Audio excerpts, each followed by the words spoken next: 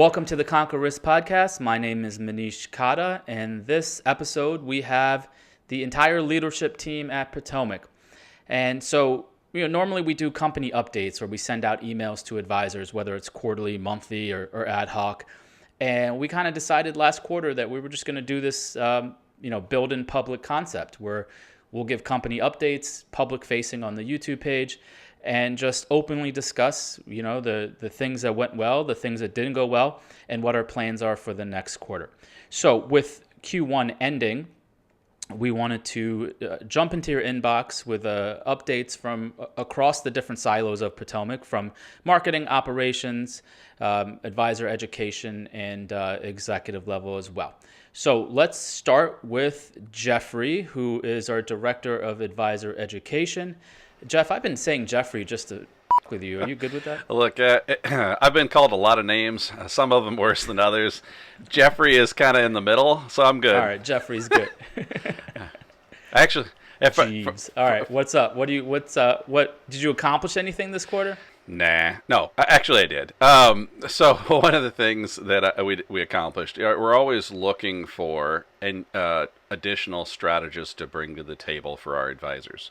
And I say this, you take it with a little grain of salt, right? My objective, I've said this before, if we end up with 40 or 50 for our multi-strategist TAMP that we call Union, if we end up with more than 40 or 50 after 10 years, I'd be shocked and probably a little disappointed because there just aren't that many good managers out there.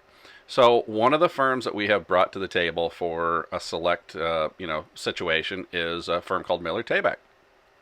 It's a muni manager, custom muni portfolios, a relatively small shop in the fixed income game. But I've known the founder of that firm for many, many years and done good business before. And so we were pretty excited to be able to bring in a custom solution for that scenario, right? Not every advisor has a bunch of accounts that need a custom muni, but when you do, it's a real value add when you have somebody that can do it well. So. Well, and also if Biden's tax plan goes through, you probably get a lot of demand from munis, probably. Yeah, I think so. I mean, it like I said, it's one of those things. You need to have a few bullets to fire when necessary, and that's definitely one of them. Something else that's pretty exciting is we've started to continue to do more business with a firm called Brookmont Capital. And here in another week or two, I think we'll be releasing an interview that I did with their president and chief investment officer. So we're pretty excited and pumped about that. I know we did one last quarter for Kim Arthur from Main Management, and so that's something that we got good feedback on, and we're going to continue to bring that to the table. Interviewing somebody maybe every quarter, one of the key persons from some of these different firms that we're doing business with. Cool. And something that's been a thorn in our side for years has been a proposal system. What'd you uncover? Yeah, so it's taken a lot of work, and the challenge I would say before dealing with the proposal is to have everybody go listen to our Blowing Up Benchmarks podcast. If you do that, then have a conversation with me about proposals, because one of the things that was important for us as we move forward is to be able to have that link between maximum drawdown and a proposal. And we're now going to be able to bring another tool to the table that's really going to clean that up a lot. And I can run a proposal in less than 2 minutes. It's pretty sweet. We're just waiting on some final disclosure to be done, and run through one more review to make sure that everything's clean like we expect, and we'll be bringing more info about that moving forward. Perfect. And before we move on, you are the person that talks to the most advisors. What's going on in the industry when it comes to your advisor conversations? Yeah, I think the biggest. Jennifer and I were talking about this a little bit before. The biggest trend I see is the fact that we are becoming it sounds funny and probably a little self-serving, but we're becoming a trustworthy friend, confidant in this business. I mean, I'm having more and more conversations with advisors that are trying to figure out whether it be they want to go out on their own and have their own RIA, or they want to change from a TAMP they're at to a new TAMP, or they're trying to figure out how to find a good strategist or combine stuff, right? Those are things that they're coming to us and asking questions because of some of the content we've produced. And I welcome that because, hey, maybe they're a good fit for Union, maybe they're a good fit for Potomac, maybe not, but you never know. We love having those conversations because maybe even if they're not, the next advisor that's a buddy or a friend of theirs is, right? And we're going to walk away with a they're going to walk away with a good taste in their mouth. So that's the biggest trend, is that we are being trusted to come to say, we're not sure what we're looking for exactly, but this is where we want to end up. And how do we get there? What things should we be looking for? That sort of conversation, which is an interesting trend, right? It's not ESG. It's not those sorts of things. I mean, it's a different kind of trend. It's funny how that works when you actually tell the truth. Fintech should take note here. And And don't try and give them a sales pitch. That's the other thing, right? That's the reason that we're becoming trustworthy. So. All right, cool. Jennifer, with that being said, let's jump to you. Operations. What's new in your world? Yeah, this last quarter has been pretty crazy. This whole last year, in fact, we realized that Caitlin and I could not handle all the incoming accounts and requests from advisors with the substantial growth. So we reached out and we hired two new operations associates, Chelsea and Jamie. They were hired at the fourth quarter of 2020. Once they got up and trained, this quarter we transitioned. We split the country in half. Jamie's at the west, servicing advisors, and Chelsea's at the east. Just in the past 2.5 months, they've opened approximately 225 That's awesome. accounts, which is phenomenal for two people. That's huge. Yeah, and it's about $35 million. So the service model that we have seems to be working. We're definitely committed to providing high quality customer service. Even with our growth, we don't want that to ever decline. And so, as we grow, obviously, it presents more challenges. And some of that is keeping up with it, custodians, technology, anything new on that front. And I know that we could sit here and probably talk for 45 minutes, if not more, on that. But for brevity purposes, pick the one thing you want to talk about here. Yeah, I could talk for way more than 45 minutes on this topic, but a few things jump out. Fidelity did make a very heavy-handed decision back in February. They no longer allow us to submit paper applications and wet signatures for most of their paperwork. Instead, we have to use their online account opening tool. So that made us stop and reevaluate our custodians, have to redefine some of our paperwork processes. And so we also started exploring a new custodian. So the third custodian we are in talks with to eventually offer is Apex, which of course has been in the news a lot lately. The other big technology addition on my forefront is streamlining our back office, because we do want to maintain these high levels of customer service. But still, we're a small organization. We need to look at our own systems and bring them up to date. And I think by doing an overhaul of some of our back office systems, we're going to be able to find more efficiencies and make our processes so much smoother and less manual. Well, Jen, you and I talk about this quite often, and we started looking through our own processes and come to figure out how bloated some of the procedures are, and how we go about, our advisors don't see that, right? But we see that, and that's become kind of the thing we want to tackle the most in 2021 is trying to make it as well oiled as possible, and that's really going to fall on your shoulders when it comes to getting those workflows properly set up. And so we're all looking. It's the work that no one sees, right? It's the bottom of the cruise ship that's making everything run. Hopefully, it's not getting stuck in the Suez Canal. Yeah, and it's interesting because with this union UMA transition, as we're taking a deeper dive and talking more one-on-one with our advisors and learning their processes and what they do, we're able to see some manual things on their part. As a company, Potomac has always been very tech forefront. And we are very good at trying to streamline and find efficiencies places. And we've been able to see the things that these advisors are doing and make suggestions, whether it be new reports, queries, project management software, business intelligence tools. We're really able to make some recommendations that have worked well for us and that they've gone on to implement and really been happy with.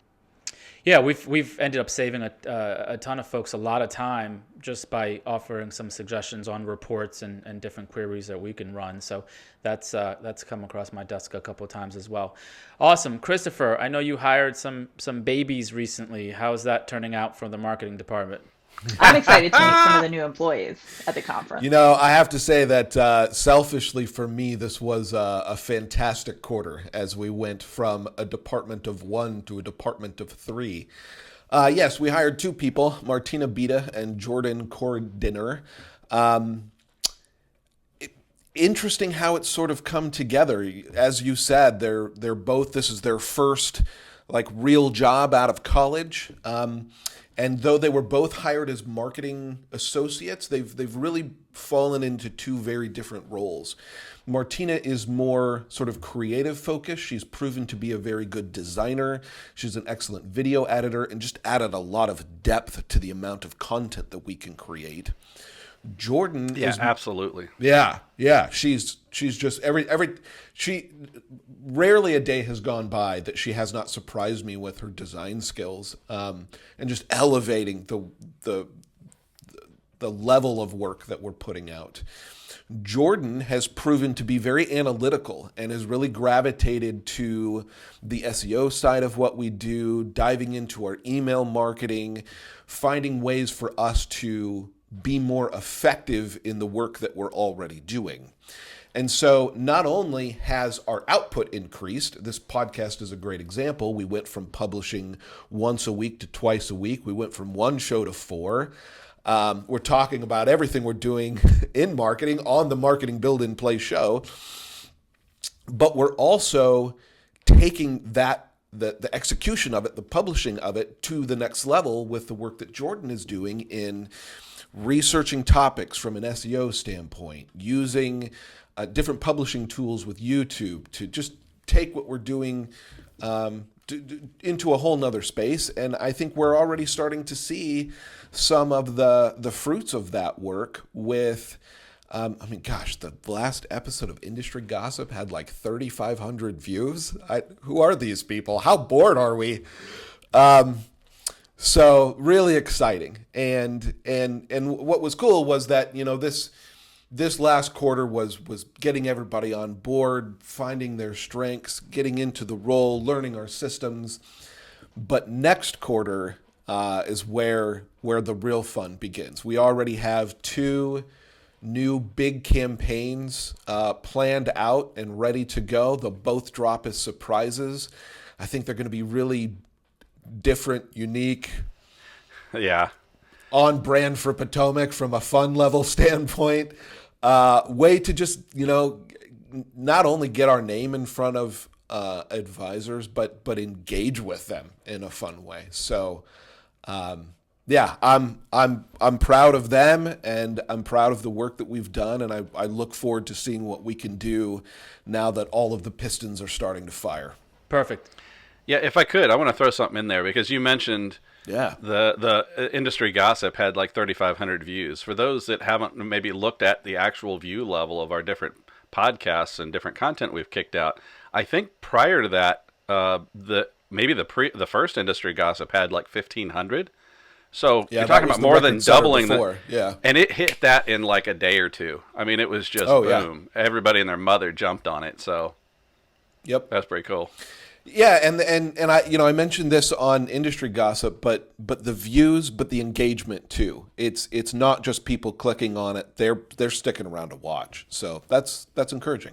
Yeah, that's exciting for us. We always said the first couple of years you're just making content, and then now you can start, adding the icing to the cake and really refining the process. So thank you everyone for your thoughts. So high level. Couple of comments on AUM. I just want to put this in perspective. So last year, around this time, 3/31/2020, we were hovering around 140 million. Depending on the market and how the rest of the month finishes off, we are closing in on 400 million. And so obviously that has been a tremendous amount of growth. I had conversations all the time where they try to pinpoint you, like, what led to that? And it's everything. It's the market has helped, obviously. It's marketing, it's operations, it's products, it's everything, right? And then I'm the Marcus Lemonis guy, people, process, product, in that order. And, that's a big driving force here. And, so with that, we have plans for staff and growth. We filled out marketing. Probably looking at possibly a copywriter at some point. Operations right now we filled out. I can see where you're probably going to need another person, maybe two, depending how things roll out this quarter. But finally, we're going to address the other two, investment management and also, for lack of a better word, the sales side. So we're looking to give Jeff some help to help educate advisors and service advisors. So Jeff's in the process right now of interviewing and talking to folks there. And then we just brought on Dan Russo, which you'll get, by the time you see this podcast, you'll get updates on that, to join the investment committee. First time ever that we've went outside of our walls to accomplish that. So we're excited about the growth in the company and the growth in the staff. And number one, we're still dedicated and always will be to customer service, transparency, and just telling the truth, really. And I know that sounds like everyone says that, but not everyone delivers on it. And so we also have, from a high level, the Potomac Conference that's coming up in September. We're starting to get the ball rolling on that. I wasn't that confident about it a couple months ago, but now that more and more people are getting vaccinated, I think it's going to happen. It'll be our biggest one yet. And everyone's pretty excited about getting to see people in person, right? Zoom is cool. These podcasts are cool, but nothing replaces being able to have that human relationship and spend time with each other. Overall, our plan is continue to push content out to be as transparent as possible. We're starting a daily market update in a week and a half, 2 weeks, depending on when this podcast goes out. And we're going to continue to push the envelope on providing as much value as possible for advisors to consume and then decide if they want to work with us. And so, any closing thoughts from anyone in the group here before we kind of wrap this up? I'm just pumped about the conference. I mean, I can't, having to skip last year, finally being able to see some of the top advisors and have some of our other strategists and things that we utilize in our Union UMA come together. That's phenomenal. I'm really excited about it. And just sharing a meal and a drink and just absolutely. Well, yeah, that's. Oh wait, just one drink. That's granted, That's what I was going to say. He said just one drink. Hey, that was a. Hold on, that was a funny tweet the other day where someone said something and then I was like, I haven't met 40% of our staff yet. I know. And it's true. We can all meet each other for the first time. So. All right, let's wrap this up. Do we want to do any recommendations, or we probably don't have time for 4 recommendations? Let's sit.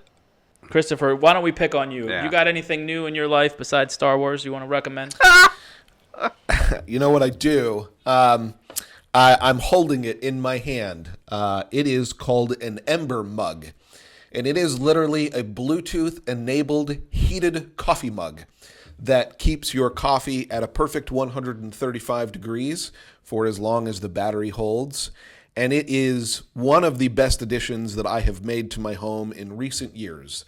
I would highly recommend, if you are a coffee drinker, to pick one of these up. That should go in the conference bag, Jed. Ooh, that's a good idea. It sounds to me like you're not drinking your coffee fast enough. No, I'm just basically drinking coffee all day, Jeff. I've got to keep it warm. All right, let's wrap this up. Thank you, everyone, for tuning in again. Obviously, YouTube, smash the subscribe button, the like button. We disabled comments. Compliance told us we couldn't have that there. I think people were just linking to porn sites anyway, so it was a waste of time. But reach out to us if you have any questions or concerns. Thank you for your support, your business, your partnership, and thanks for joining us. Have a good one. Sweet. Peace. Take care.